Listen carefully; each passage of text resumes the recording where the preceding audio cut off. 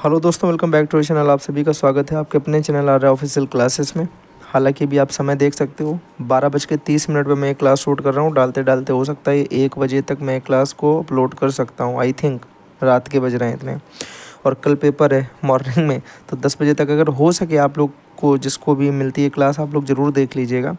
Content 100% आपको मिलेगा, writing 5% आपको मिलेगी, क्योंकि जल्दबाजी में बनाए गए फर्रे ऐसे ही होते हैं। चलिए शुरुआत करते हैं। पहले नंबर पर देखिए, एसिटिलीन का सूत्र पूछा जाएगा C2H2।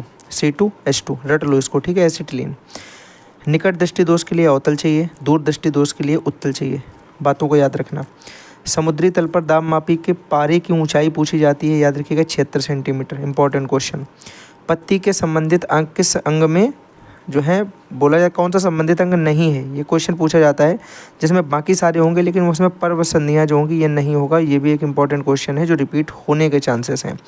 कार्बन का क्रिस्टली रूप पूछा जाएगा तो ग्रेफाइट फुलरीन हीरा है, जबकि अक्रिस्टली रूप पूछा जाएगा तो लैंप ब्लैक मिल जाएगा। यहीं पर ये भी याद रखिएगा कि ग्रेफाइट फुलरीन और हीरा को छोड़ के अगर कोई तीसरा अन्य नाम भी मिलता है तो वो हम उसमें लगा सकते हैं कि वो अक्रिस्टली रूप है, ठीक है। बात आगे समझ में, चलिए आगे बढ़िए जल्दी से। पूछा जा रहा है कि कुम्हार का चाक जो है उसमें कौन सी गति होगी, घूर्णन गति होगी। उत्तोलक आपसे पूछे जाते हैं प्रथम प्रकार का, द्वितीय प्रकार का, तृतीय प्रकार का। हालांकि हम लोगों के सेकंड सेमेस्टर में मैंने आपको पढ़ा है, आप लोग उस क्लास से जा करके देख सकते हैं। अदरवाइज़ आप एक काम करिएगा, इसमें क्या होता है आपने पढ़ा होगा भैया, जैसे हम लोगों को हैंड पंप एक दिया गया है, हैंड पंप, ठीक है। तो ये वाला आपको सिर्फ याद रखना, ये एक पूछा गया है क्वेश्चन। अगर हम बात करें दाब का MKS मात्रक आपसे पूछा जाए क्या होता है, तो याद रखिएगा ये होता है न्यूटन पर मीटर स्क्वायर, और न्यूटन का मतलब होता है F, मीटर स्क्वायर का मतलब होता है एरिया A बराबर P। ये फार्मूला होता है। और इसमें एक सवाल भी पूछा गया है कि बताओ सबसे ज़्यादा दाब कब लगेगा, तो आप बोलोगे सबसे ज़्यादा दाब तब लगेगा जब सबसे कम एरिया लगेगा। यानी एक पैर पर अगर कोई आदमी खड़ा होगा, पूरा बॉडी को छोड़ देगा, तो सबसे ज़्यादा दबाव उसका उस समय पड़ेगा, क्योंकि पैर के हिसाब से इतनी जगह केवल नीचे की मेरे भाई बंद होगी और बाकी पूरा शरीर आपका इसी के ऊपर होगा। तो एरिया कम, जहाँ पे गैप एरिया मेरा कम लगे और मैं उस पर फोर्स लगाऊंगा तो प्रेशर का मान मेरा बढ़ेगा। याद रखिएगा, अगर आप दोनों पैर से खड़े होते हैं तो कम दाब लगेगा, लेकिन अगर आप एक पैर से खड़े होते हैं तो ज़्यादा दाब लगेगा। आप सोचो, जो आदमी एक उंगली से ज़मीन में खड़ा हो लेता है उससे कितना दाब लगेगा, सबसे ज़्यादा उसी से लगेगा, ठीक है। तो ये आपसे क्वेश्चन पूछा गया, तो याद रखिएगा एक पैर पर खड़े होने से सबसे अत्यधिक दाब होता है। इस बात को हल्के में लीजिएगा, इंपॉर्टेंट क्वेश्चन है। पेचिस रोग कब से होता है, ये भी मोस्ट इंपॉर्टेंट क्वेश्चन है। एंटमीबा हिस्टोलिटिका नामक वायरस है मेरे भाई, जिससे ये पेचिस रोग होगा। बाह्यकर्ण किसका बना होता है, उपास्थि का बना होता है। इंपॉर्टेंट। नवीकरणीय स्रोत पूछा जाता है या गैर परंपरागत स्रोत पूछा जाता है, गैर परंपरागत, दोनों बातें सेम ही है, ठीक है। तो ये मेरे भाई वो होते हैं जो कभी ख़त्म नहीं होते। मृदा, मिट्टी कभी ख़त्म नहीं होगी, सोलर कभी ख़त्म नहीं होना, पवन ऊर्जा कभी ख़त्म नहीं होनी, ठीक है। सोलर सेल, अब देखो सूर्य कहाँ जाएगा, है कि नहीं। अनवीकरणीय वो होते हैं जो एक समय बाद ख़त्म हो जाएंगे, यानी ये परंपरागत स्रोत हैं और इनके ख़त्म होने के चांसेस हैं। जैसे मेरे भाई कोयला हो गया, पेट्रोल हो गया, डीजल हो गया, प्राकृतिक गैसें हो गई, हाइड्रोजन, हीलियम, ये सब मेरे भाई ख़त्म होने के चांसेस होते हैं। एजुसेट आपसे पूछा जाए तो एक शैक्षिक उपग्रह है, मोस्ट इंपॉर्टेंट क्वेश्चन है, बात को याद रखिएगा। LPG में मेरे भाई सबसे अत्यधिक कौन सी गैस होती है, ब्यूटेन अत्यधिक मात्रा में होती है, प्रोपेन भी इसमें होती है, ठीक है। मार्स कैप्टन नाम की इसमें एक गैस होती है जो इसकी स्मेल का काम करती है, ये वाली मैंने आपको क्लास में बात बता रखी है। वाष्पन क्या होता है, द्रव की वाष्प में परिवर्तित होने की प्रक्रिया वाष्पन कहलाती है। संघनन क्या होता है, जलवाष्प की द्रव में बदलने की प्रक्रिया को संघनन कहते हैं, ठीक है। पूछा जाए आपसे कि ऊर्ध्वपातन मेरे भाई क्या होता है, नौसादर और कपूर जो कि डायरेक्ट क्या होते हैं, आप बोलोगे ऐसे पदार्थ जो सीधे गर्म करने पर किस में बदल जाएं, गैस अवस्था में बदल जाएं, बिना द्रव अवस्था में बदले सीधा गैस में बदल जाएं, उनको हम बोलते हैं ऊर्ध्वपातन प्रक्रिया, ठीक है। ऊर्ध्वपातन क्या है, जो बिना गैस में, बिना द्रव में बदले डायरेक्ट गैस में बदल जाएं। अगर आप कपूर को गर्म करोगे तो वो डायरेक्ट गैस में बदल जाएगा। पुष्प का नर भाग आपसे पूछा जाता है तो पुंकेसर हो जाएगा। स्त्री भाग पूछा जाएगा तो स्त्री केसर, ये आपको पता है, ठीक है। आगे मेरे भाई आ जाइए जल्दी से। पूछा जाए कि एल्कीन का उदाहरण है एथिलीन, और याद रखिएगा मेरे भाई इसमें जो फार्मूला आता है ये होता है CnH2n, CnH2n। ये किस तरीके का हाइड्रोकार्बन होता है, असंतृप्त हाइड्रोकार्बन, आगे मैंने ये चीज़ें बताई हैं, आपको भी समझा देता हूँ, ध्यान से देखिएगा। खान एवं खनिज अधिनियम, याद रखना आपके एग्ज़ाम में ये क्वेश्चन आ चुका है। ऑप्शन में आपको 1952 मिलेगा, वहाँ पे आपको 1948 करेक्ट करके दे रखा है, जो कि बिल्कुल गलत आंसर है। 1957 में मेरे भाई खान एवं खनिज अधिनियम आया था। केवल खान अधिनियम जो था वो 1952 में आता है। 1948 में कर्मचारी राज्य बीमा अधिनियम आया था, इस बात को याद रखेंगे। ये सारे एकदम करेक्ट क्वेश्चन हैं, ठीक है। जो भी एरर वाले क्वेश्चन थे मैंने सारे संशोधित करके रखे हैं इसमें। अगर यहाँ पूछा जाए पारदर्शक क्या होता है, अपारदर्शक क्या होता है, अल्प पारदर्शक। अल्प पारदर्शक पूछा जा चुका है, याद रखिएगा। अल्प रूप से या आंशिक रूप से प्रकाश निर्गत हो दूसरी तरफ। जैसे आपने देखा होगा तेल में डूबा हुआ एक कागज़ आप देखेंगे तो हल्का हल्का सा ट्रांसपेरेंट होता है, धुंधली सी कांच लगती है। अपारदर्शक में आप बोलोगे प्लास्टिक के इधर उधर देखो कुछ भी नहीं दिखाई पड़ता है। पारदर्शक में कांच के इधर उधर एकदम साफ साफ दिखाई पड़ता है। तो इसमें कांच हो गया, इसमें प्लास्टिक याद रखो, और इसमें आप तेल में डूबा हुआ कागज़ या ऑयली कागज़ जो होते हैं वो हमारे अल्प पारदर्शक होते हैं, जिनमें हल्की हल्की सी रोशनी छन के दूसरी तरफ जाती है। पूछा जाए आपसे कि किस प्रकाश स्रोत में उपछाया नहीं बनती। बिंदु प्रकाश स्रोत जो होता है उसमें उपछाया नहीं बनती। मोस्ट इंपॉर्टेंट क्वेश्चन है बिंदु प्रकाश स्रोत। बिंदु स्रोत जो होता है उसमें उपछाया नहीं बनती है। अगला क्वेश्चन है पृथ्वी भी जब पृथ्वी की उपछाया से होकर के चंद्रमा गुजरता है तो चंद्र ग्रहण होता है, और जब चंद्रमा की उपछाया से होकर के पृथ्वी गुजरती है तब मेरे भाई क्या होता है, सूर्य ग्रहण होता है। बात आ गई समझ में, हाँ या ना बोलोगे? ठीक है, बात एकदम बेहतरीन तरीके से समझ में आ गई। इसको मैं इधर कर देता हूँ। चलिए अगले नंबर पे देखते हैं। क्वेश्चन आपसे पूछा गया है, ये मैंने आपको बता दिया। मलेरिया का वाहक कौन होता है? मादा एनाफिलीज जो मच्छर होता है वो मलेरिया का वाहक होता है, इसकी वजह से मलेरिया होता है। और याद रखिएगा इसी तरीके का एक और मच्छर होता है जो जापानी ज्वर, आपने सुना होगा, जो जापानी ज्वर पूछा गया है क्वेश्चन, आगे अगर होगा तो मैं आपको वहाँ पे बता दूंगा। असंतृप्त हाइड्रोकार्बन और संतृप्त हाइड्रोकार्बन से बात करते हैं। संतृप्त और असंतृप्त क्या होते हैं? देखो जब कार्बन और कार्बन के बीच में, आप ऐसे बोलोगे, जब कार्बन और कार्बन के बीच में सिंगल बॉन्ड या एकल बंध होता है, ये एकल बंध, तब हम उसे संतृप्त हाइड्रोकार्बन कहते हैं। जब कार्बन और कार्बन के बीच में या तो द्विबंध हो या फिर कार्बन और कार्बन के बीच में त्रिबंध हो तो हम इनको क्या बोलते हैं? इनको हम बोलते हैं असंतृप्त हाइड्रोकार्बन, ठीक है। इसमें हमारा क्या आएगा? CnH2 और C2H4, C2H2 और C2H4, ये दोनों हमारे असंतृप्त हाइड्रोकार्बन हैं। यानी जिनमें फार्मूला लगता है CnH2n-2, ये वाले हमारे होते हैं, और CnH2n वाले हमारे होते हैं असंतृप्त हाइड्रोकार्बन। संतृप्त भैया कौन से होते हैं? संतृप्त वो होते हैं जिसमें CnH2n+2 वाला फार्मूला लगता है, मतलब जो एल्केन वाले हैं। इसमें हमारे आते हैं एल्केन, और इसमें हमारे आते हैं एल्कीन और एल्काइन, जो हमारा एथिलीन और एसिटिलीन बनाएगा। तो इसमें हमारा एल्कीन एल्काइन आएगा और इसमें हमारा एल्केन आएगा। एल्केन किस में आएगा? संतृप्त हाइड्रोकार्बन में, और एल्कीन और एल्काइन किस में आएगा? असंतृप्त हाइड्रोकार्बन में। सिंपल सा ऐसे याद रखो, कार्बन कार्बन के बीच में एकल बंध बनेगा तो संतृप्त हाइड्रोकार्बन, द्विबंध और त्रिबंध बनेंगे तो असंतृप्त हाइड्रोकार्बन। ज़्यादा उसमें तुमको हिटलर नहीं बनना है, ठीक है। सिंपल सा अपना याद रखो। बॉडी टेम्परेचर पूछा जाता है कि सामान्य स्वस्थ व्यक्ति का बॉडी टेम्परेचर कितना होता है, तो 37 डिग्री सेल्सियस होता है या फिर 98.6 डिग्री फ़ारेनहाइट होता है। इसको परिवर्तित करने का फॉर्मूला अगर आपको याद है तो बेटर है, नहीं याद है तो मैंने आपको एक क्वेश्चन शायद इसमें आगे करके भी बताया कि डिग्री सेल्सियस से फ़ारेनहाइट डिग्री सेल्सियस में कैसे बदल देंगे। फार्मूला होता है F में से माइनस कर दो 32 बराबर 9/5 इंटू C, ठीक है। डिग्री सेल्सियस का 9/5 बराबर होता है F में से -32 के। याद रखोगे हाँ या ना? जल्दी से बोलोगे ठीक है। अब बना लेंगे ना ये वाला। पूछा जाए मेरे भाई कि बताओ जो डायबिटीज़ होता है वो क्या होता है? बोलोगे जो डायबिटीज़ यानी जो शुगर होती है वो कब होती है? जब रक्त में शर्करा की मात्रा बढ़ जाती है। दो तरीके बता सकते हो आप। रक्त में शर्करा की मात्रा बढ़ने से शुगर होती है, या इंसुलिन कम स्रावित होता है तब शुगर होती है। जब इंसुलिन की मात्रा कम स्रावित होती है तब भी मेरे भाई क्या होता है? शर्करा बैलेंस नहीं हो पाता है और शुगर हो जाती है। तो क्वेश्चन पूछा जाएगा कि शुगर का संबंध किससे है? तो याद रखना इंसुलिन से भी शुगर का संबंध है, और साथ ही साथ रक्त में शर्करा की मात्रा बढ़ने से शुगर हो जाती है। इस बात को भी याद रखेंगे। पर्यावरण दिवस कब मनाया जाता है? 5 जून। इंपॉर्टेंट क्वेश्चन है, याद रखिएगा। 20 डिग्री सेल्सियस को फ़ारेनहाइट में परिवर्तित करो। आपने कहा F में से 32 घटाओ, क्या करो? F में से 32 घटाओ बराबर 9/5 गुणे सेल्सियस। सेल्सियस कितना दे रखा है? 20 लिख दो भैया। काट दो इसको, 4 से 5 से काटो, 5 चौके 20 और 9 चौके 36। ये -32 इधर आएगा तो ये हो जाएगा 36 + 32 यानी कितना? 68। तो 68 डिग्री फ़ारेनहाइट हो जाएगा। फ़ारेनहाइट कितना आ जाएगा? 68 डिग्री फ़ारेनहाइट आ जाएगा, ठीक है। ये इसका सोल्यूशन है, चाहो तो आप स्क्रीनशॉट भी ले सकते हो। आगे जल्दी से आ जाते हैं। लिखा है ध्वनि की चाल। ध्वनि की चाल सर्वाधिक किस में होती है? ठोस में सबसे ज़्यादा होती है, ये बात याद रखेंगे। बैरोमीटर से क्या मापते हैं? वायुमंडलीय दाब नापते हैं, बात को याद रखेंगे। ऊष्माधारिता का मात्रक क्या होता है? कैलोरी पर डिग्री सेल्सियस आपके में दिया गया है, कैलोरी पर केल्विन भी होता है। तो कैलोरी बटे डिग्री सेल्सियस या कैलोरी बटे केल्विन, ये दोनों ही क्या होते हैं बोलोगे? ऊष्माधारिता के मात्रक होते हैं। ऊष्माधारिता की डेफिनेशन देखो कितनी सिंपल होती है। किसी वस्तु का तापमान अगर हम 1 डिग्री सेल्सियस या 1 केल्विन बढ़ाते हैं तो हम जितनी ऊष्मा का प्रयोग करेंगे वही ऊष्माधारिता कहलाती है। ठीक है, आप बोलोगे ऊष्मा की वह मात्रा जो 1 डिग्री सेल्सियस या 1 केल्विन टेम्परेचर को बढ़ाने में प्रयोग की जाती है उसे हम ऊष्माधारिता कहते हैं। उसी का मापन तो करते हैं। ठीक है, जल्दी से आओ।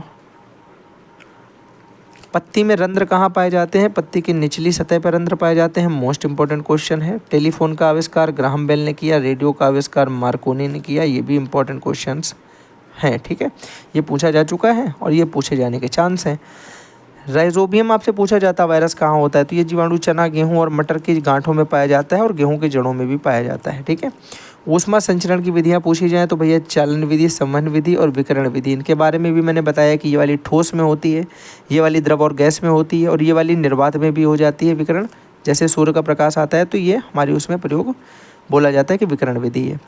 रेगिस्तान का जहाज किसे कहा जाता है? मोस्ट इंपॉर्टेंट क्वेश्चन है, 100% आएगा, देखना भैया 100% ये क्वेश्चन आएगा। आप बोलोगे भैया उसे बोला जाता है, ऊँट को बोला जाता है रेगिस्तान का जहाज। क्यों बोला जाता है? रीजन क्या होता है? तो याद रखोगे इसके गद्दीदार पैर होते हैं जो इसे रेगिस्तान में बालू में चलने में सहायता प्रदान करते हैं। इसमें कुबड़ होता है जिसमें एकत्र चर्बी में जल जो है वो वसा के रूप में संचित हो जाता है और इसमें लंबे समय तक ये बिना पानी के जीवित भी रह सकता है। यही कारण है कि इसको क्या बोला जाता है? रेगिस्तान का ऊँट बोला जाता है। बात आ गई समझ में? हाँ या ना? अबे हाँ ना बोलते रहो यार मेरे भाई साथ में। थोड़ा सा मुझे मोटिवेशन मिले, रात में अकेले लगा पड़ा हूँ, मैं भूतों से बात कर रहा हूँ, समझ में आ रही बात की नहीं? चलो बात करो खाने का सोडा आपसे पूछा जाता है NaSCO3 यानी सोडियम सोडियम हाइड्रोजन कार्बोनेट। ठीक है, या सोडियम बाइकार्बोनेट इसको बोलते हैं। साथ ही साथ धावन सोडा की अगर आपसे बात की जाता है तो ये मेरे भाई क्या हो जाएगा? Na2CO3 यानी सोडियम कार्बोनेट। इसी में कभी कहीं आपको ये भी मिल जाएगा कि Na2CO3 डॉट 10H2O, तो परेशान मत होना, 10H2O लग जाएगा तो आप आगे बोलोगे डेकाहाइड्रेट। तो आप दोनों भी लगा सकते हो, सोडियम कार्बोनेट डेकाहाइड्रेट मतलब Na2CO3 डॉट 10H2O। ठीक है, और ये सोडियम बाइकार्बोनेट। आगे बात करो, ये इंपॉर्टेंट क्वेश्चन याद रखना। अनुप्रस्थ तरंगों में जो दो सुरंगें होती हैं उनके बीच की जो दूरी होती है उसको हम तरंग दैर्घ्य बोलते हैं। उसको क्या बोलते हैं? तरंग दैर्घ्य बोलते हैं। हरित क्रांति आपसे पूछेगा क्या होता है? तो हरित क्रांति भैया कृषि के उपकरण, उन्नत बीज और उर्वरक, इन सबकी पर्याय एवं सिंचाई के साधनों में वृद्धि करना, यही हरित क्रांति का क्या है? इसका संबंध है। हरित क्रांति का संबंध किससे किससे है? कृषि के उपकरण, उन्नत बीज, उर्वरक, पर्याप्त सिंचाई के साधन, इन सब में वृद्धि करना। इनके जनक MS स्वामीनाथन भारत में है मेरे भाई। और याद रखिएगा कि 1966 से 67 के समय की ये बात है। आगे अगर हम बात करते हैं, उत्प्लावन बल किसे कहा जाता है? आप बोलोगे भैया किसी जल में आंशिक रूप से कोई बर्तन डुबाने पर वो ऊपर की तरफ जो बल उस पर लगता है उसी को हम बोलते हैं उत्प्लावन बल। यानी किसी तरल या द्रव में आंशिक रूप से किसी वस्तु को डुबोने पर वह तरल उस वस्तु के ऊपर की ओर तरफ एक जो बल लगाता है यह उत्प्लावन बल कहलाता है। आप खुद से करके देख लेना, अगर आप किसी चीज़ को जल में डुबोते हो तो जल उसको नीचे से ऊपर की तरफ ढकेलता है, वो वाला बल उत्प्लावन बल होगा। ठीक है, जल पंप में कितने वाल्व होते हैं? जल पंप में मेरे भाई 2 तरीके के वाल्व होते हैं। एक वाल्व क्या करता है? वायुमंडलीय दाब के कारण खुलता है तो उसमें पहले वाटर भर जाता है, फिर दूसरा वाला उसमें जो है प्रेशर की वजह से बंद हो जाता है जिससे जल वापस नहीं निकल पाता। ठीक है, ये बात भी आपको याद रखनी है। जल्दी से बता दो मेरे भाई, कोशिका की खोज किसने की? रॉबर्ट हुक ने कोशिका की खोज की थी। कब? 1665 ईस्वी में। पूछा जाए जीवित कोशिका की खोज एंटनी वॉन ल्यूवेनहॉक ने की थी। सूक्ष्म जीव का जनक भी इन्हें कहा जाता है, पूछा जा सकता है क्वेश्चन, सूक्ष्म जीव जनक। ठीक है, साथ ही साथ याद रखिएगा जीवाणु जनित रोग आपसे पूछा जाए तो हैजा, टाइफाइड और 6 रोग हो जाएंगे। ये इंपॉर्टेंट क्वेश्चन है, इसको भी याद रखिएगा। इंपॉर्टेंट सारे हैं क्योंकि फर्रा इंपॉर्टेंट का ही बनता है। खाद्य पदार्थ के संरक्षण की विधि भैया कैनिंग विधि, पाश्चुरीकरण है, कम ताप में रखना, रेफ्रिजरेटर में रखना, शीतलन विधि, ये सारी इसके अंतर्गत आ जाएंगी। बोलोगे भैया एक तो कैनिंग विधि, एक पाश्चुरीकरण और एक कम ताप पर संचय द्वारा शीतलन करना, ठीक है, यानी रेफ्रिजरेटर फ्रिज वगैरह में खाने को रख के बचा लेना सड़ने से। आगे बात करो, प्रयोगशाला में बनाया गया प्रथम कार्बनिक यौगिक कौन सा था भैया? यूरिया होता है, NH2CO NH2, याद रखिएगा। संक्रामक रोग की बात की जाए तो प्रत्यक्ष या अप्रत्यक्ष रूप से एक व्यक्ति से दूसरे व्यक्ति में जो फैलने वाले रोग होते हैं उनको हम बोलते हैं संक्रामक रोग। बताओ जरा, कोरोना क्या एक संक्रामक रोग था, हाँ या ना? तभी भैया क्या किया जाता था? क्वारंटाइन कर दिया जाता था लोगों को, ये पता है ना आपको। जीवाणु कोशिका आपसे पूछी जाती है तो इसका चित्र मेरे भाई क्रोम से देख लीजिएगा। मैं आपको फिर से बता रहा हूँ, इसका चित्र आपको याद होना चाहिए। इसका चित्र आप देख लोगे, एक इसका चित्र और एक जड़ का चित्र, ये 2 चित्र आपको पता होने चाहिए। और एक पुष्प का भी चित्र देख लेना अगर हो सके। ये 3 चित्र मेरे भाई आप देख लो बस, पुष्प का, जीवाणु कोशिका का और जड़ का, ये 3 चित्र आपको देख लेने हैं। पूछा जा रहा है कि मधुमेह क्या होता है, तो बड़े ध्यान से देखिएगा मेरे भाई। रक्त में शर्करा की बढ़ोतरी हो जाए तब भी हम बोलते हैं मधुमेह, या फिर रक्त में इंसुलिन की कमी हो जाए तब भी हम बोलते हैं कि क्या? मधुमेह, यानी डायबिटीज़ हो गया। मधुमेह के प्रकार पूछे जाते हैं तो टाइप 1 और टाइप 2 2 होते हैं, याद रखिएगा। एक और इसमें बोला जाता है कि गर्भावस्था के दौरान स्त्रियों में इंसुलिन की मात्रा जो है वो डिसबैलेंस हो जाती है, तो उनमें भी चांस होते हैं क्या होने के मेरे भाई? आप बोलोगे डायबिटीज़ होने के। टाइप 1 में ये होता है कि जब प्रतिरक्षा जो प्रणाली होती है वो गलती से पैनक्रियाज में इंसुलिन बनाने वाली जितनी भी कोशिकाएं हैं उनको नष्ट करने लगती है। तो अभी हम बोलते हैं भैया कि इसकी वजह से भी इंसुलिन नहीं बनेगा तो डायबिटीज़ हो जाएगी। दूसरा क्या होता है कि शारीरिक कोशिकाएं जो होती हैं वो इंसुलिन के प्रतिरोधी हो जाती हैं, मतलब वो इंसुलिन बनाने से उनको क्या करने लगती हैं? प्रतिरोधन क्षमता, मतलब होता है कि मना करने लगती हैं, नहीं बनाने देती हैं। किसी कारण से बैलेंस उनका नहीं बन पाता है, उनका प्रयोग नहीं सही तरीके से हो पाता है, तो ये एक दूसरा प्रकार हो जाएगा डायबिटीज़ होने का, ठीक है। साथ ही साथ गर्भावस्था का मैंने आपको बता दिया, गर्भावस्था के दौरान जो स्त्रियां होती हैं उनमें भी इंसुलिन बनने की प्रोग्रेस जो होती है वो डिसबैलेंस यानी असंतुलित हो जाती है। कारण की अगर हम बात करते हैं तो भैया सही खान पान ना होना डायबिटीज़ होने का कारण होता है। अत्यधिक चीनी का प्रयोग करना, अत्यधिक मतलब मीठा खाना, संतुलित आहार में कमी होना, आनुवांशिक भी हो सकता है और पर्यावरणीय जो है संक्रमण या वायरस से भी हो सकता है। साथ ही साथ भैया याद रखिएगा, पर्यावरणीय कारण के साथ में मीठा अत्यधिक खाने से भी ये होता है। कारण हमको इसके पता चलेंगे, आपका मुंह अत्यधिक सूखेगा, प्यास अधिक लगेगी, पेशाब बार बार जाएंगे, अत्यधिक प्यास लगना, मुंह सूखना, बार बार पेशाब जाना, अचानक से वजन कम होना, धुंधली दृष्टि देखना, कभी कभी आपकी चोट लगेगी तो भरने में बहुत ज़्यादा समय ले लेगा। घाव में चोट लगने से भी भरने में बड़ा टाइम लगता है। और याद रखिएगा इसके एक और रीज़न होता है कि जब आदमी पेशाब करके आता है तो भैया वहाँ पे क्या होता है, अगर कहीं खुले में बाथरूम करता है तो आप महसूस करोगे वहाँ पे चींटी लगेंगी, क्योंकि वो जो है शर्करा वो आपकी बॉडी से, आपके पेशाब के माध्यम से अन्य किसी तरीके से बॉडी से बाहर निकलने लगती है। चलिए अगर बात की जाए ओजोन परत की, मोस्ट इंपॉर्टेंट क्वेश्चन है, याद रखिएगा। एक तो समताप मंडल में पाई जाती है, वायुमंडल के समताप मंडल में पाई जाने वाली परत होती है, इसमें ओजोन गैस पाई जाती है। बाकी सारी गैसों की एक लेयर है, आप ये मान के चलो। इसका काम क्या होता है? सूर्य से आने वाली जो पराबैंगनी किरणें हैं, कौन सी किरणें? सूर्य से आने वाली पराबैंगनी किरणें हैं, उनको क्या करती है? उनको रोक के रखती है पृथ्वी तक आने में। क्या करती है? उनको रोक के रखती है पृथ्वी तक आने में। जल्दी एक बार मेरे साथ बोलो, उनको पृथ्वी तक आने में क्या करती है? रोक के रखती है। अब अच्छा एक बात बताओ, अगर पृथ्वी तक वो किरणें आ जाएं तो क्या हो जाएगा? बोलोगे भैया त्वचा का कैंसर हो सकता है, उन किरणों से अत्यधिक हानिकारक होती हैं यूवी रेज यानी पराबैंगनी किरणें। साथ ही साथ याद रखिएगा इसका क्षरण कैसे हो रहा है, इसमें छेद हो रहा है, आपको पता होना चाहिए। इसमें छेद हो रहा है CFC के कारण, यानी क्लोरोफ्लोरोकार्बन के कारण। रेफ्रिजरेटर, एयर कंडीशन आदि से निकलने वाली जो गैसें होती हैं, और कई बार ज्वालामुखी जब उद्गार होता है तो उससे निकलने वाला धुआं और गैसें भी इसमें क्षति का कारण बनती हैं। बातों को याद रखिएगा, ज्वालामुखी विस्फोट से निकलने वाली गैस। पूछा जा रहा है कि गुब्बारे में अगर हाइड्रोजन गैस भर देते हैं तो वो ऊपर क्यों भागता है? मोस्ट इंपॉर्टेंट क्वेश्चन है, याद रखिएगा। ऊपर इसलिए उड़ता है मेरे भाई क्योंकि आप बताओगे कि हाइड्रोजन का जो घनत्व होता है, जो डेंसिटी ऑफ हाइड्रोजन है, हाइड्रोजन का घनत्व जो होता है वो वायु के घनत्व से क्या होता है? कम होता है। और जो कम घनत्व वाला होगा वो ऊपर जाएगा, अत्यधिक घनत्व वाला उसको क्या करेगा? ऊपर की तरफ ढकेल देगा। इसीलिए वायु से वो हल्का होने के कारण क्या होता है? ऊपर की ओर उड़ता है। हाइड्रोजन का घनत्व कम है, याद रखिएगा, ठीक है। आपसे पूछा जाता है कि हाइड्रोकार्बन यौगिक क्या होते हैं? बोलो कि वो ऐसे यौगिक जो हाइड्रोजन और कार्बन के संयोग से बनाए जाएंगे वो सारे हाइड्रोकार्बन यौगिक कहलाते हैं। और मेरे भाई 2 तरीके का होता है, संतृप्त और असंतृप्त। संतृप्त वह होता है जिसमें कार्बन और कार्बन के मध्य एकल बंध होता है, जैसे कि CH2H2+2 इसका फॉर्मूला होता है, और मेथेन और प्रोपेन एग्जाम्पल हो गए। असंतृप्त में बोलोगे जिसमें कार्बन और कार्बन के मध्य में या तो द्विबंध होगा या तो त्रिबंध होगा, मतलब या तो डबल बॉन्ड या तो ट्रिपल बॉन्ड। और मेरे भाई ये क्या करेगा? या तो C2H2 फार्मूला बनाएगा या तो C2H2-2 फार्मूला बनाएगा। तो एल्कीन और एल्काइन ये बनाएगा, और एल्केन जो है वो ऊपर वाला बनाएगा, एल्केन जो है वो संतृप्त वाला बनाएगा। तो एल्केन वो बनाएगा, एल्कीन एल्काइन ये बनाएगा। इसमें 2 और 3 बॉन्ड होंगे, उसमें केवल 1 बॉन्ड होगा। तो संतृप्त और असंतृप्त वाली बात आपको समझ में आ गई। ठीक है, न्यूटन की गति के नियम की बात करें तो न्यूटन ने गति संबंधित मेरे भाई 3 नियम दिए, पहला नियम, दूसरा नियम और तीसरा नियम। पहला नियम मेरा भाई कौन सा होता है कि कोई वस्तु तब तक विरामावस्था में रहती है, गति के स्थान रहती है, उसमें बाहरी कोई बल ना काम करे। ठीक है, यदि कोई वस्तु विरामावस्था में है तो बोलोगे वो तब तक उसी अवस्था में रहेगी जब तक उसमें कोई बाह्य बल काम ना करे।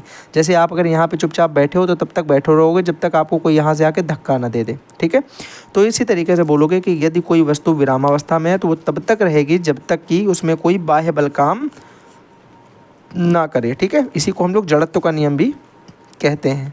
ठीक है, लॉ ऑफ इनर्शिया इसी को बोला जाता है, इनर्शिया वाला लॉ भी मेरे भाई इसी को बोला जाता है। जल्दी से बात देखिएगा, अचानक से ब्रेक लगने पे बस में हम लोगों को झटका महसूस होता है, उसका उदाहरण लिख सकते हो किसी की वजह से होता है। दूसरा नियम इसका ये होता है कि किसी वस्तु में एक बाहर से लगाया जाने वाला जो बल होता है F, वो एक्चुअल में इस वस्तु के द्रव्यमान तथा उसके उत्पन्न त्वरण के गुणनफल के अनुक्रमानुपाती होता है। यानी जो बाहर से लगाया गया बल है वो उसके जो ये क्या है, ये उसका है द्रव्यमान, और इसके साथ में गुणा करा दो इसके एक्सेलरेशन यानी त्वरण का, और इसके ये क्या होता है, अनुक्रमानुपाती होता है। तो ये फार्मूला बन जाता है, ये फार्मूला बन जाता है। तो बोलोगे इसका दूसरा नियम क्या है कि किसी वस्तु में लगने वाला बल, किसी वस्तु में लगने वाला बल उसके द्रव्यमान तथा त्वरण के गुणनफल के अनुक्रमानुपाती होता है। देखो सारी चीज़ें दिख रही हैं, उन्हीं को बस बोल के बता दो। तृतीय नियम आपसे पूछा जाता है भैया, तो ये होता है क्रिया प्रतिक्रिया नियम, यानी किसी वस्तु पर आप जितनी ताकत लगाते हैं वो भी विपरीत दिशा में आप पे उतनी ही ताकत लगाता है। अगर आप F12 लगा रहे हो तो ये माइनस का F21 आप पे लगा रहा है, अपोजिट आपका जस्ट बराबर बल, यानी 12 ही रखो, 21 करोगे तो उल्टा लगेगा, तो 12 ही ये लगा रहा है। ठीक है, फेसिंग कर रहा है सेम टू सेम पावर से, विपरीत दिशा में लग रहा है। तो ऐसे कि आप बोल सकते हो भैया जब कोई वस्तु बल लगाती है तो उस पर भी विपरीत दिशा से समान बल कार्य करता है, ये इनका तीसरा नियम था। जैसे तैरते समय मनुष्य जो है वो जल को पीछे की तरफ ढकेलता है, तो मनुष्य जो जल है वो भी मनुष्य को आगे की तरफ ढकेलता है। गोली मारने पर आप देखो एकदम से झटका लगता है कंधे पर, क्योंकि गोली आगे जाती है और गोली के द्वारा झटका जो लगता है कंधे को वो पीछे की तरफ लगता है। बातें समझ में आ गई। बात करना है समतल, उत्तल और अवतल दर्पण को बिना छुए कैसे पहचानेंगे। इंपॉर्टेंट क्वेश्चन है, डायरेक्ट पूछा जाएगा। समतल दर्पण मेरे भाई बोलोगे कि वस्तु देखने पर समान और सीधी आकार में बनेगी, बिल्कुल नॉर्मल लगेगी, जैसी होगी वैसी ही दिखेगी। लेकिन उत्तल दर्पण से देखेंगे तो वस्तु छोटी दिखेगी और सीधी दिखेगी। लेकिन अगर हम अवतल दर्पण से देखेंगे तो बोलोगे भैया अवतल दर्पण से क्या होगा, वस्तु बड़ी दिखेगी और सीधी दिखेगी। लेकिन अगर हम अवतल दर्पण को दूर रखेंगे तो फिर वस्तु बड़ी दिखेगी और उल्टी दिखेगी। बड़ी उल्टी कब दिखेगी, अवतल में दूर करने पे। अगर आप पास में रखते हो तो बड़ी दिखेगी और सीधी दिखेगी। लेकिन उत्तल में मेरे भाई दिखेगी सीधी, लेकिन दिखेगी कैसी, सॉरी बड़ी, हाँ उसमें छोटी दिखेगी और सीधी दिखेगी। तो इस बातों को याद रखना है, यहाँ पे हमको छोटी दिखाई पड़ेगी और अवतल में हमको ये चीज़ बड़ी दिखेगी, लेकिन दूर करेंगे तो अवतल में भी हमें वो छोटी ही दिखाई पड़ेगी। बात आगे समझ में। कन्फ्यूजन अगर आपको लग रही है तो आप ये वाली लाइन हटा दो, दूर पास से आपको कोई मतलब नहीं, आपको सिर्फ ये वाली लाइन लिखो। ठीक है, हाँ कन्फ्यूज होने वाली कोई ज़रूरत नहीं है भैया। अवतल में क्या होगा, बड़ी और सीधी। उत्तल में क्या होगा, छोटी और सीधी, छोटी और सीधी। और समतल में क्या होगा, जितनी है उतनी की उतनी बराबर समान, न बड़ी न छोटी न सीधी न उल्टी, कोई नहीं, जैसी है वैसी की वैसी वस्तु दिखाई पड़ेगी। पेशी ऊतक पूछा जाए क्या होता है, तो शरीर की जो भी गति होती है, गति जितनी भी शरीर की प्रदान करता है वो पेशी ऊतक करता है। इसका काम सिकुड़ना और फैलना होता है, जिसके द्वारा सारी गतियाँ संपूर्ण की जाती हैं। ये कितने प्रकार का होता है, 3 तरीके का, 1 2 3। पहले नंबर पे ऐच्छिक, किसी को संरेखित ऊतक भी कहा जाता है, इसमें रेखाएं बनी होती हैं। और ये कंट्रोल्ड मतलब होता है कि ये इच्छा अनुसार काम किया जाता है, इसमें हम इच्छा अनुसार इसको क्या कर सकते हैं, नियंत्रण कर सकते हैं, नियंत्रण कर सकते हैं अपनी इच्छा के अनुसार। जैसे कि आपने हाथ उठाना है तो हाथ उठा देंगे, नहीं उठाना तो नीचे रखा है, अपने आप तो उठेगा नहीं। लेकिन अनैच्छिक ऐसे होते हैं मेरे भाई जो आपके बिना कंट्रोल के चलते हैं, जैसे पलक झपकना, आप कंट्रोल नहीं कर सकते हो, रोक लोगे थोड़ी देर लेकिन फिर भी कंट्रोल नहीं हो सकता है। ठीक है, उसके बाद अगर आप बात करते हो हृदय पेशी ऊतक, तो जैसे दिल का धड़कना है, ठीक है, हृदय का जो धड़कना होता है, या आप बोल सकते हैं हृदय में जो उसमें धड़कन होती है उसको आप कंट्रोल नहीं कर सकते हो, उसको आप रोक नहीं सकते हो। तो ये भी एक तरीके से कैसा होता है, अनैच्छिक ही होता है। तो ये दोनों अनैच्छिक हैं और ये वाला ऐच्छिक होता है। ऐच्छिक वाले में हम कंट्रोल कर पाएंगे, अनैच्छिक वाले में कंट्रोल नहीं कर पाएंगे। और हृदय पेशी वाला ऊतक जो होता है वो हमारा हार्ट संबंधी पेशी ऊतक होता है, हृदय से संबंधित पेशी ऊतक होता है, जिसमें बहुत सारी ब्रांचेस होती हैं, बहुत सारी इसमें शाखाएँ होती हैं। और इसमें मेरे भाई क्या होता है, इसको भी हम कंट्रोल नहीं कर सकते हैं, ये भी एक अनैच्छिक ऊतक ही होता है। बना के लिखना है तुमको, मैं तुम्हें सिर्फ वो दे रहा हूँ, क्या बोलते हैं, हिंट दे रहा हूँ रिवीजन के तौर पे। लास्ट टाइम में पूरा रिवीजन करोगे, जल्दी स्पीड में भी करना है तो क्लास इतनी फास्ट चल पाएगी भाई। बात करो अगर जंतु के, तो जंतु 2 प्रकार के हमको देखने हैं, एक तो कशेरुकी, एक अकशेरुकी। दोनों में समझना, कशेरुकी वाले वो होंगे जिनमें रीढ़ की हड्डी नहीं पाई जाएगी, सॉरी, जिनमें रीढ़ की हड्डी पाई जाएगी, जल्दबाजी में हो गया। मेरुदंड को ही हम बोलेंगे रीढ़ की हड्डी जिनमें पाई जाती है उनको हम कशेरुकी बोलेंगे, जैसे मनुष्य हो गया, मछलियाँ हो गई, पक्षी हो गए और स्तनधारी हो गए, इन सब में रीढ़ की हड्डियाँ पाई जाती हैं। अकशेरुकी कौन से होते हैं? जिनमें रीढ़ की हड्डियाँ नहीं पाई जाती हैं, जैसे जोंक हो गया, स्टारफिश हो गया, मक्खी हो गई, घोंगा हो गया, ठीक है, केचुआ हो गया, इन सब में रीढ़ की हड्डी नहीं पाई जाती है, रीढ़ की हड्डी नहीं पाई जाती है। चलिए जल्दी से आइए अगले पे, कशेरुकी हो गया। पूछा जाए कि जीव के सामान्य लक्षण क्या होते हैं, मोस्ट इंपॉर्टेंट क्वेश्चन होता है, याद रखिएगा इस बात को। पोषण होता है, संवेदनशीलता होती है। आप सोचो आपके अंदर क्या क्या है, श्वसन करते हो, उत्सर्जन करते हो, निश्चित जीवन स्तर है हम लोगों का, मृत्यु भी होनी है हम लोगों की, ठीक है, वृद्धि होगी हम लोगों की, प्रजनन करेंगे हम लोग, और कोशिकीय संरचना भी हमारी होती है। तो ये सारी के सारे जो होंगे लक्षण किसके होते हैं? जीव के सामान्य लक्षण होते हैं। चलिए उत्सर्जन की बात करें, उत्सर्जन क्या होता है? भैया आपके शरीर में बहुत सारा ऐसा मल होता है, बहुत सारी ऐसी अपशिष्ट चीज़ें होती हैं जो पाचन क्रिया में पूर्ण रूप से नहीं घट पाती हैं या आपके प्रयोग की नहीं होती हैं, विशेष बोल सकते हैं उनको कि अनावश्यक चीज़ें होती हैं, उनको शरीर से बाहर निकालने की प्रक्रिया ही उत्सर्जन कहलाती है। तो शरीर से अपशिष्ट पदार्थों को जो बाहर निकालने की प्रक्रिया होती है उसको हम क्या बोलते हैं? उत्सर्जन बोलते हैं, याद रखिएगा। अगला क्वेश्चन याद रखिएगा कि मीथेन को मार्स गैस क्यों कहा जाता है? आप बोलोगे भैया मीथेन को मार्स गैस इसलिए हम कहते हैं, देखना बड़े ध्यान से, क्योंकि यह हमेशा मुख्यतः दलदली जगहों पे पाई जाएगी और कीचड़ युक्त जगहों पे पाई जाएगी। इन जगहों पे होता क्या है कि इन जगहों पे पौधे और जानवर जो होते हैं उनके जीवाश्म मिलते हैं, तो सड़े गले होते हैं ये, और ये विघटित हो जाते हैं, तो इनके अवशेष जो हैं इनके प्राकृतिक रूप से ही ये गैस बन जाती है। कौन सी? मीथेन। तो किसी के सड़े गले अवशेषों से बनी हुई गैस कौन सी होती है? मीथेन। कहाँ पाई जाती है? दलदली और कीचड़ युक्त जगहों पे। इसे किस नाम से जाना जाता है? मार्स गैस भी इसे ही कहा जाता है। और क्यों कहा जाता है? क्योंकि ये कीचड़ और दलदली इलाकों में जीवाश्म, पेड़ पौधे और जीवों के सड़े हुए अवशेषों से प्राकृतिक रूप से बनती है। पूरी बात समझ में आ गई? जापानी मस्तिष्क ज्वर क्या होता है? ध्यान से सुनिएगा। जापानी मस्तिष्क ज्वर की अगर हम बात करते हैं तो जापानी एन्फ्लाइटिस बुखार इसको कहा जाता है, इसको ज्वर कहा जाता है। बुखार या ज्वर सेम बात है। एक मच्छर जनित वायरस संक्रमण होता है ये, और इसके लक्षण ये होते हैं कि तेज बुखार आएगा, मस्तिष्क में सूजन होगी, दौरा पड़ेगा, उल्टी जैसी आएगी, भ्रम की दशा रहेगी, आपको भ्रमित रहोगे, और याद रखिएगा कि अत्यधिक खराब कंडीशन में इसमें मृत्यु के चांस भी होते हैं। इस बात को भी आपको याद रखना है। कोई पूछे बताओ प्रतिजैवी दवाएं क्या होती हैं? इंपॉर्टेंट है, ठीक है। प्रतिजैवी दवाएं क्या होती हैं? तो बोलोगे ये वह दवाएं होती हैं जो विषाणुओं को मारती हैं और शरीर के लिए जो आवश्यक जीवाणु हैं उनको लड़ने में बल प्रदान करती हैं। जो हमारी बॉडी में ऐसे भी जीवाणु तो हैं जो उनसे लड़ते हैं, क्या बोलते हो, जिनको बोलते हैं हमारी बॉडी की इम्यूनिटी पावर क्या होती है कि गंदे जीवाणुओं को अच्छे वाले जीवाणु खा जाते हैं। तो अच्छे वाले जीवाणुओं को ताकत कौन देता है? प्रतिजैवी दवाएं। और विषाणुओं को मारती भी कौन है? प्रतिजैवी दवाएं। तो अपने मन से भी इस बात को आप लिख सकते थे। ऊष्मा संचरण की विधियां हम लोग ऑलरेडी पढ़ चुके हैं। एक संचालन होती है, एक संवहन होती है और एक विकिरण होती है। इनके बारे में थोड़ा सा देखो। अगर हम चिमटा पकड़ते हैं, रोटी को चिमटे से उठाते हैं तो धीरे धीरे चिमटा पूरा गर्म होता है। चिमटा कैसा होता है? ठोस। तो यह ठोस में काम करेगी। इसमें कण जो होते हैं वो अपनी जगह पे ही होते हैं। मतलब ऐसा तो है नहीं चिमटा का एक कण यहाँ से उठ के यहाँ पे आ गया, नहीं होता है ऐसा। चिमटा एकदम ठोस होता है, यहाँ का कण यहीं पे है, लेकिन ये धीरे धीरे अगले वाले कण में यहाँ से यहाँ, यहाँ से यहाँ, ऐसे ऐसे धीरे धीरे इसको ऊपर तक गर्म कर देगा, इस चिमटे को ऊपर तक गर्म कर देगा, ठीक है। तो ये संचालन बोला जाता है।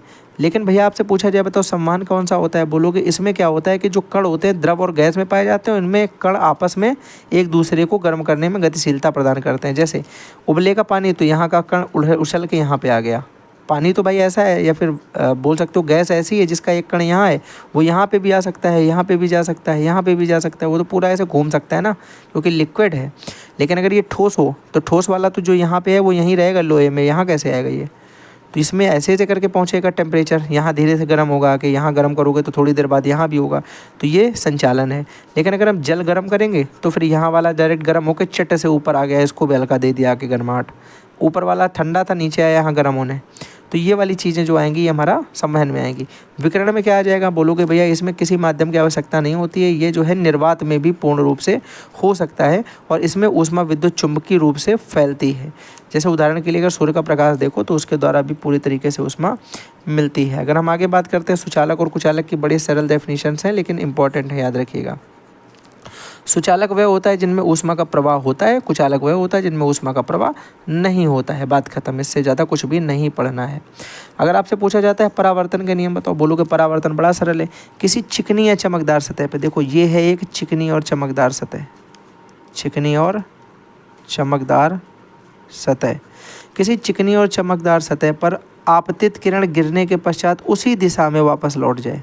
उसी दिशा में तो आई है, ऊपर से आई तो ऊपर ही चली गई, नीचे निकल जाती तो अपवर्तन हो जाता, लेकिन अपवर्तन नहीं है। देखो यहाँ पे क्या है, इसी दिशा में आई थी और टकरा के उसी दिशा में वापस लौट जाए तो इसे हम परावर्तन कहते हैं, प्रकाश का परावर्तन। बीच वाला क्या होता है, ये होता है अभिलंब। अभिलंब और आपतित किरण के बीच का कोण आपतन कोण, अभिलंब और परावर्तित किरण के बीच का कोण परावर्तन कोण कहलाता है। ठीक है, परावर्तन कोण, परावर्तित लिखा है यार यहाँ पे, अच्छा कोण के नाम नहीं दिए हैं, सॉरी। ठीक है, और ये अभिलंब है, तो अभिलंब और आपतित के बीच का आपतन कोण आई से, और अभिलंब और परावर्तित के बीच का परावर्तन कोण इसे हम आर से दिखाते हैं। अब इसमें भैया दो नियम होते हैं। कितने नियम, परावर्तन के दो नियम होते हैं, याद रखिएगा इस बात को। पहला नियम तो ये होता है इसका कि जो तीनों रेखाएं हैं, आपतित किरण, अभिलंब तथा परावर्तित किरण, तीनों एक ही तल में होती हैं। आपतित किरण, अभिलंब तथा परावर्तित किरण, देखो ये एक ही तल है, इसी में है तीनों। और दूसरा इसका नियम ये होता है कि जो आपतन कोण है ये वाला और जो परावर्तन कोण है ये आपस में बराबर होता है। आपतन कोण और परावर्तन कोण आपस में बराबर होता है। इसके दो नियम होते हैं, बड़े सिंपल तरीके से लिखे, याद रखिएगा। चलिए बोला जाए कितने प्रकार का होता है, दो प्रकार का बोलेंगे भैया, एक तो नियमित परावर्तन, एक अनियमित परावर्तन। नियमित मतलब क्या, चिकनी सतह होगी अगर ऐसी तो ऐसे आई ऐसे चली गई, लेकिन अगर खुरदरी सतह हो, सपोज करो ऐसी सतह या पानी की ये सतह है, तो यहाँ गिरेगी तो ऐसी जाएगी, यहाँ गिरेगी तो ऐसी जाएगी, यहाँ गिरेगी तो ऐसी जाएगी, यहाँ गिरेगी तो ऐसी जाएगी, तो ये हो जाएगा, बोलोगे भैया अनियमित, यानी खुरदरी सतह तो अनियमित हो जाएगा। अपवर्तन पूछा जाए क्या होता है, अपवर्तन में देखो एक माध्यम, ये एक माध्यम था, ये मीडियन दो है, एक माध्यम से दूसरे माध्यम में जब किरण जाती है तो हल्का सा विचलित हो जाती है। ठीक है, हल्का सा विचलित हो जाती है, मतलब एकदम ऐसे निकलनी थी लेकिन ऐसे न जाके ऐसे निकल जाएगी, ये वाली नहीं निकलेगी, तो इसको हम बोलेंगे अपवर्तन। यानी जब प्रकाश किरण एक माध्यम से दूसरे माध्यम में जाती है तो उसमें विचलन होता है, जिसे हम अपवर्तन कहते हैं, जिसे हम अपवर्तन कहते हैं। याद रखिएगा, प्रतिध्वनि की अगर आपसे बात की जाती है तो प्रतिध्वनि क्या है, जब ध्वनि किसी कठोर सतह से टकराकर वापस आए तो उसे प्रतिध्वनि कहा जाता है, और ये एक बार ही आएगी, एक बार ही आती है प्रतिध्वनि। ठीक है, साथ ही साथ याद रखिएगा यहाँ पे इसकी कम से कम दूरी 16.6 मीटर होनी चाहिए आपकी उस स्थान से, उस वस्तु से दूरी। गूंज में भी लगभग 17 मीटर की दूरी ही होनी चाहिए। ठीक है, पूछा जाए गूंज क्या होता है, तो गूंज में जब कठोर सतह में आवाज़ को टकरा के वापस आती है तो वो बार बार उसकी फ्रिक्वेंसी, बार बार उसकी आवृत्ति होती है, उसकी आवृत्ति बार बार होती है, मतलब आवाज़ जो आएगी वो कई बार आएगी। तुमने एक बार बोला तो फिर वो 2 3 4 5 बार गूंजेगा कमरे में, लेकिन अगर तुम प्रतिध्वनि की बात करोगे तो तुमने पहाड़ पे एक बार चिल्लाया तो एक ही बार पहाड़ की तरफ से आवाज़ तुम्हारे पास वापस आएगी। बात समझ में आ रही गूंज की। चलो कैरामेल आपसे पूछा जाए क्या होता है, तो बोलोगे ये भुनी हुई चीनी होती है, चीनी को गर्म करने पे वो भूरे रंग की हो जाती है तो उसे हम बोलते हैं कैरामेल। इस बात को भी याद रखेंगे। इसका प्रयोग कहाँ किया जाता है, बोलोगे भैया बेकरी वगैरह में इसका प्रयोग किया जाता है, टॉफ़ी वगैरह बनाने में, कैंडी बनाने में इनका इसमें प्रयोग किया जाता है मेरे भाई, याद रखोगे। ठीक है, टॉफ़ी, बेकरी एंड कैंडी में इसका प्रयोग किया जाता है। थर्मामीटर में पारा का ही प्रयोग क्यों किया जाता है, मोस्ट इंपॉर्टेंट क्वेश्चन में से एक है, याद रखिएगा, इंपॉर्टेंट, लघु में आ सकता है। पारा के एक तो टेम्परेचर बढ़ने पर यह पारा एक समान फैलता है, ऐसा नहीं कि यहाँ ज़्यादा फैल गया यहाँ कम फैला, एक समान पूरा पारा फैलेगा। दूसरा, ऊष्मा का अच्छा सुचालक भी होता है, ये बहुत अच्छा सुचालक होता है। तीसरा होता है मेरे भाई ये कांच में चिपकता नहीं है, ये कांच में चिपकता नहीं है, कांच के साथ इसका जो स्टिकी बैलेंस है वो अच्छा ज़्यादा नहीं हो सकता है। ठीक है, वरना ऐसा पता चले एक बार 100 डिग्री है, 100 डिग्री पर चिपक जाए, अब जीरो नहीं आ रहा, झटकते घूम रहे हो तुम। फिर भैया उच्च क्वथनांक होता है और निम्न हिमांक होता है। हिमांक इसका कम होता है और क्वथनांक इसका अच्छा होता है। आप ये भी देखते हो कि अगर आप रूम के टेम्परेचर पर रखते हो तब भी पारा अपना टेम्परेचर शो ऑफ करता है कि कहाँ पे है। कांच में नहीं चिपकता, ये मैंने आपको बता दिया। ठीक है, इंपॉर्टेंट क्वेश्चन में ये भी एक क्वेश्चन पूछा जा सकता है, लगता है एक छोटा सा क्वेश्चन है कि ये थोड़ी ना पूछा जाएगा, लेकिन याद रखिएगा, रात में तारे क्यों टिमटिमाते हैं, वायुमंडलीय परिवर्तन के कारण रात में तारे टिमटिमाते हैं। इन बातों को भी हमें याद रखना है। दूसरा याद रखिएगा कि आसमान नीला क्यों दिखाई पड़ता है जबकि आसमान एक्चुअल में काला होता है। ठीक है, नीला क्यों दिखाई पड़ता, तो आप बोलोगे भैया प्रकाश का प्रकीर्णन के कारण होता है। ठीक है, वायुमंडल भी मेरे भाई होता है और प्रकाश का प्रकीर्णन होता है, जिसके वजह से हमें आसमान जो है वो नीला दिखाई पड़ता है। इसी के लिए मेरे भाई कल के लिए ऑल द बेस्ट। और आज का फर्रा जो था, मैंने कोशिश पूरी की है कि आज का फर्रा जो है कल के एग्ज़ाम में आपको मदद दिलाएगा ही दिलाएगा, लेकिन ये चीज़ आप लोग आकर ही बता पाओगे। कोशिश ये करना कि इसको सुबह देख ज़रूर लेना। हो गया हूँ मैं लेट, आई नो दैट, फिर भी भाई एक हमारा भाई है पूरा नाम मुझे नहीं याद आ रहा है, मुदित, आई थिंक मुदित मेहरोत्रा। भाई ने मुझसे पर्सनल बोला था कि इसको आप जो है बना दो, तो मैंने उसके लिए स्पेशली ये वीडियो समझ लो बनाया है, ठीक है। तो मैं ये चाहता हूँ कि भाई चलो इसको आनंद लो, ठीक है। इस वीडियो को एकदम मौज के साथ देखो, आपको ये पूरी चीज़ें याद हो जाएंगी। बढ़िया तरीके से एक्सप्लेन कर दिया है। फर्रा मैंने खुद ही अभी लिखा है और लिखने में भी यार टाइम लगता है, क्योंकि इतना बड़ा कोई जो है अभी चैनल भी नहीं है, इतना बड़ा कोई यूट्यूबर भी मैं नहीं हूँ कि मार मेरी वो टीम लगी हुई है, बाकियों की तो टीम खैर लगी है। लेकिन हाँ, मैं कोशिश करता हूँ कि मैं जो करूँगा वो खुद से ही करूँगा, बेटर चीज़ें ढूंढ करके छांट करके। वो एक अपना अलग फ़ील आता है कि पूरी जान लगा के कुछ अच्छी अच्छी चीज़ें निकालना। और फिर उसके बाद तब भी आप अगर देखोगे कि ये 48, 49, 50, 51, 52, 53, 54, उसके बाद यहाँ तो मैंने नंबर नहीं लिखे, वरना ये बहुत सारे क्वेश्चन हैं। लगभग आप मान के चलो पूरा आप सॉल्व करोगे तो मैंने 100 से 150 क्वेश्चन बेहतरीन क्वालिटी के छांट के लिखे हैं, ठीक है। बेहतरीन क्वालिटी क्वेश्चन है, जिसमें लघु उत्तरी के आपके अच्छे खासे मिलेंगे और तिलक उत्तरी के भी आपके अच्छे खासे मिलेंगे। तो चलिए 35 से 40 मिनट का आपका रिवीजन था, मैंने आपको 100-150 क्वेश्चन करवा दिए हैं। इससे ज़्यादा आपको भी नहीं पढ़ना है, इतना आपको पढ़ना है, नया कुछ भी नहीं ज़्यादा पढ़ना है। पुराना जो याद है उसको रिवीजन करते रहिए, एग्ज़ाम में वही सब आएगा, ठीक है। प्रीवियस ईयर आप देख लीजिएगा एक बार, बस आपकी इतनी जिम्मेदारी है। बाकी आपका इससे बाहर कुछ नहीं आने वाला। इन्हीं में से क्वेश्चन आपको कल देखने के लिए 100% मिलेंगे, मैं श्योरिटी के साथ कहता हूँ। कल का भी आपने देखा था, दोनों फर्रे मैंने जो करवाए थे, दोनों में से भाई 80% तक, 70 से 80% क्वेश्चन आपके फंसे थे और आपका अच्छा रिस्पॉन्स भी आया। कई सारे लोगों ने वापस आकर के मुझसे बताया भी है उसमें कमेंट में कि भैया बहुत फंसा है। तो चलिए, थैंक्स फॉर वाचिंग एंड फिर मिलते हैं फिर अगले सेशन के साथ में। और देखो, एसएसटी के लिए परेशान मत हो, एसएसटी के लिए मैंने जितना करवाया उतना काफ़ी इनफ है, ठीक है। वो 5 क्लासें पड़ी हुई हैं, 5 हैं, उसमें से एक क्लास तो संपूर्ण रिवीजन वाली ज़रूर देखनी है आपको, एक क्लास वो ज़रूर देखनी। बाकी आप पॉलिटी अगर आपको आती है, आप पॉलिटी वाली छोड़ तो मत देखो। आपको मुगल देखना है, आप मुगल वाली देख लो, मुगल और मराठा वाली। या फिर आपको ये भी आती है, आप वायसराय वाली और जो यूरोपीय कंपनियों का आगमन, ये देख लो। 3 क्लास हैं, वो अलग अलग हैं, फर्स्ट सेकंड थर्ड मान लो, ठीक है। और उसके साथ में एक वो संपूर्ण रिवीजन और एक मैंने उसमें और क्लास करवाई, 5 क्लासें टोटल करवाई हैं। तो वो 5 क्लासें में से आप मानो संपूर्ण रिवीजन वाली आपको ज़रूर देखनी है, वो मोस्ट इंपॉर्टेंट क्लास है। बाकी उसमें एमसीक्यू अच्छे खासे आपके फंसेंगे और अच्छे एमसीक्यू फंसेंगे। मैक्सिमम चीज़ें उसमें सारी एक साथ रिपीट वो करवा दी गई हैं, कंप्लीट करवाई हैं, ठीक है। साथ ही में उसमें आपके वो भी बने हुए हैं, अगर आप देखोगे तो उसमें क्या बोलते हैं उनको, चैप्टर्स भी बने हुए हैं, तो आप जो चाहो वो चीज़ देख सकते हो, ठीक है।